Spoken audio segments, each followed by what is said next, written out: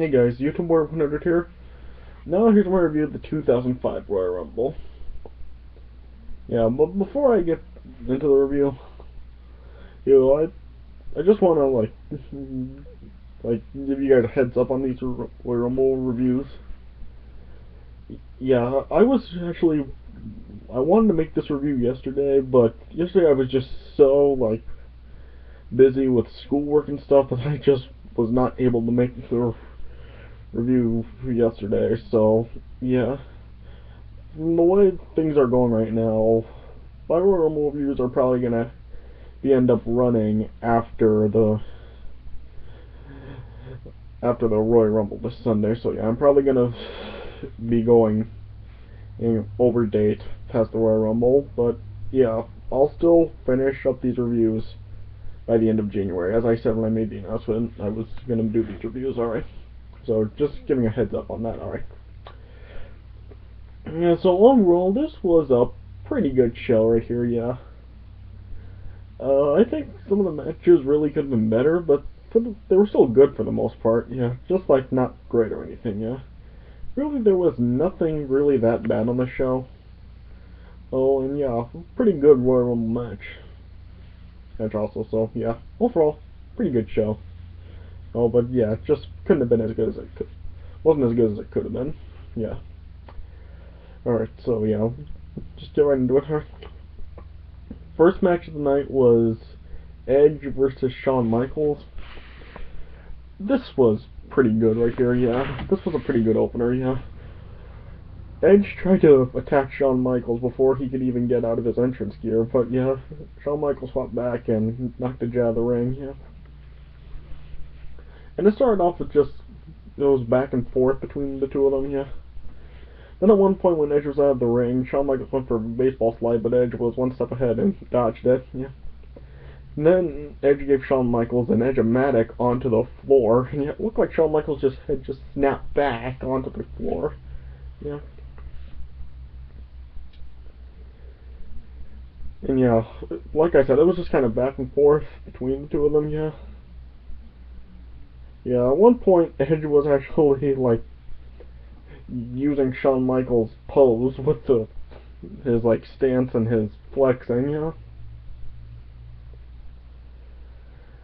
Yeah. And then at one point, Shawn Michaels was starting to fight back. And he was giving Edge some shots in the corner, and then Edge tried to go for a powerbomb, I think, but then Shawn Michaels countered into a sunset flip, but Edge kicked out, yeah.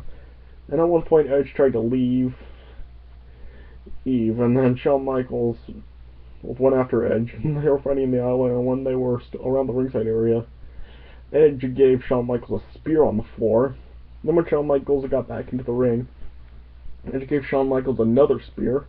It looked like that might have been it, but Shawn Michaels kicked out. Yeah. And then Edge was trying to go for a superplex, I think, on Shawn Michaels, but Shawn Michaels fought Edge back and headbutted him off of the corner. Then Shawn Michaels got his flying elbow drop on. Yeah.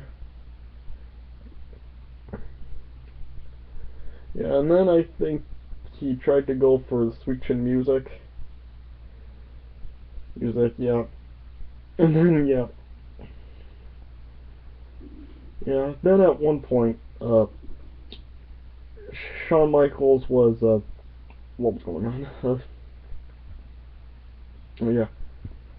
Shawn Michaels at one point just, jumped in the air, and Edge turned it into a sit-down powerbomb, yeah.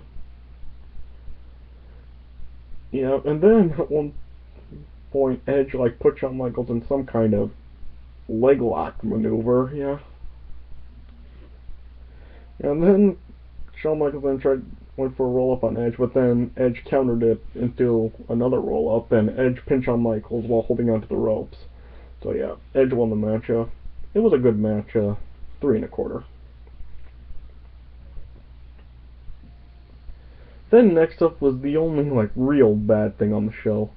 Casket match between Undertaker and Heidenreich. This was not very good. Yeah, I mean, yeah, it was just kind of like back and forth between the two of them. Yeah, at one point Undertaker actually got a half Boston Crab on Heidenreich. Yeah, and Heidenreich was like he tried to stay away from the casket because he didn't like casket. Yeah. Then at one point Undertaker got the triangle choke on Heidenreich. Like, but then Snitsky interfered and was helping Heidenreich beat up the Undertaker. And then Snitsky told the referees to open up the casket, and when they did, Kane was in there, and then Kane took out both Snitsky and Heidenreich, and Kane went after Snitsky, yeah. And then Heidenreich tried to, like, wheel the casket away. Oh, yeah. And then he got, like, the Undertaker was like, right beside the ring, and then Heidenreich rolled the casket right into the Undertaker's head. Yeah. And then, yeah, Heidenreich tried to put Undertaker in the casket a couple times, but he couldn't close the lid. Yeah. And at one point, Heidenreich's head, neck, and shoulders were in the casket, and then Undertaker shut the lid on them. And Undertaker leg dropped off the lid, and then, yeah, it, like, crushed Heidenreich or something, yeah. And then the Undertaker gave Heidenreich a chokeslam and a tombstone and put Heidenreich in the casket, and the Undertaker won, so yeah. That really was not that good of a match. I give it about a 1.5 stars. And then next up was the triple threat no disqualification match for the WWE Championship. JBL defending against Kurt Angle and Big Show. This was good, but not like really good. Yeah, it was just plain good. Yeah, really, Big Show was basically just dominating the match. He like took out both Kurt Angle and JBL, and he like clotheslined them at the same time, and yeah, they just made Big Show seem dominant here. Yeah. Then at one point when Big Show like set up the steps that's beside the announce table, he was gonna choke slam JBL through the announce table, but then Kurt Angle nailed Big Show, and then he hit Big Show with one of the monitors. And then Big Show started to tear, then he just fell through the announce table.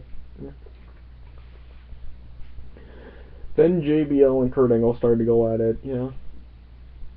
Yeah, and then eventually Big Show then recovered, and once again he was like dominating both JBL and Big Show. But then at one point, JBL got the clothesline from Hill on Big Show, and at that exact same time, Kurt Angle like tripped Big Show. Yeah. And then at one point, Big Show just ran JBL right through the barricade. Yeah. And then Orlando joined the Bashams, and EMTs came out to try to like get JBL on a stretcher. Yeah. And then yeah, Big Show like had the match won, and he was pinning Kurt Angle, but then Mark Jindrak pulled the referee out, and then Luther Reigns and then Mark Jindrak were going after Big Show. Yeah, they were Kurt Angle's proteges at that time. Yeah. And then the Bashams then were also going after Big Show. And then Orlando Jordan put JBL back into the ring, and JBL hit the clothesline from Hill on Kurt Angle and pinned him. So JBL retained. Yeah, like I said, good match, just not great match. 3 stars. Then next up was the World Heavyweight Championship match. Triple H versus Randy Orton. Yeah, this was actually a good match right here. Yeah, I mean, yeah, definitely be a step up to their WrestleMania 25 match, and even their Steel Cage match from Judgment Day 2008. Yeah, this was a good match, yeah. There was a lot of countering in this match, yeah. Randy Orton was countering the pedigree, Triple H countered the RKO. Oh yeah, and Randy Orton was wrestling this match with an injured knee. He had his left knee taped up in this match, yeah. And Triple H was targeting that throughout the match, yeah. There's not really a lot to talk about here. I mean, yeah, like I said, this was just like a good match. Yeah, this was just good. Not like really good. Yeah. So yeah, there's not really much to talk about here, but yeah. So yeah, Triple H was just targeting Orton's knee throughout the match, yeah. And at one point when the referee was talking to Randy Orton about his knee, Triple H ran into Randy Orton, and Randy Orton accidentally knocked out the referee. Yeah. And Triple H then grabbed a sledgehammer, but he didn't connect with it, yeah. And then Randy Orton then was trying to go after the sledgehammer, but Triple H, I think, hit like a massive clothesline or something onto Orton, and then Orton just, he was just like dozy, like, yeah, it was like no one was home, yeah. And Triple H then just threw the sledgehammer out of the ring and then hit a pedigree on Randy Orton and then pinned him. So Triple H retained the title. Good match, 3 1/4. And then we got the Royal Rumble match, yeah. First two to start it off were Eddie Guerrero and Chris Benoit. Yeah, and this was a pretty good Royal Rumble match. Yeah, it was an enjoyable one. Yeah, throughout the match, yeah, it was JR and Taz doing the commentary for this Royal Rumble. Yeah, and they were sitting in the entranceway where JR and King sat at the time. Yeah, and throughout the match, Taz was complaining about sitting there because like they could feel the warmth of the pyro and stuff. And he was just asking how could they even sit there. Yeah. But yeah, like I said, this was a pretty good Royal Rumble. Yeah, I mean, Eddie Guerrero and Chris Benoit started it off, as I said, yeah. Then the next entrant, Daniel Puder, came out, yeah. And before he got in the ring, he was saying, like, he'd be the first tough enough winner to win the Royal Rumble, yeah. Yeah, and Eddie Guerrero and Chris Benoit were just beating up him. Then Hardcore Holly came out, yeah, Hardcore Holly, he didn't like rookies, so he wanted Daniel Puder, yeah. And he was going after Daniel Puder.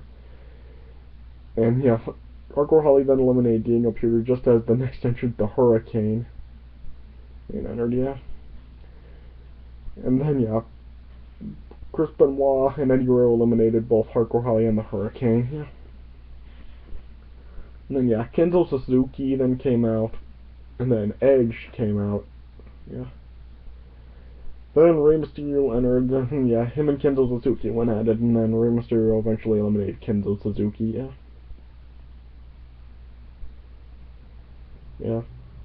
And then, yeah, Shelton Benjamin entered the match, and Booker T entered, and then Chris Jericho then entered the match, yeah. And then, yeah, Luther Reigns also entered, yeah.